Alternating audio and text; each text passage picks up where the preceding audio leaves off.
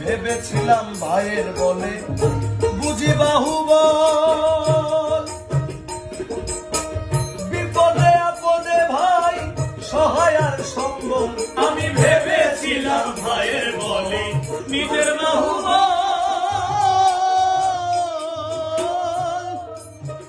বিপদে আপদে ভাই সহায় আর সম্বল। এখন ভাইয়ে বয়ে ও দাদা ভাগ করিয়া দেওয়া দা, ভাইয়ে কয়ে ও দাদা ভাগ করিয়া দেওয়া দা।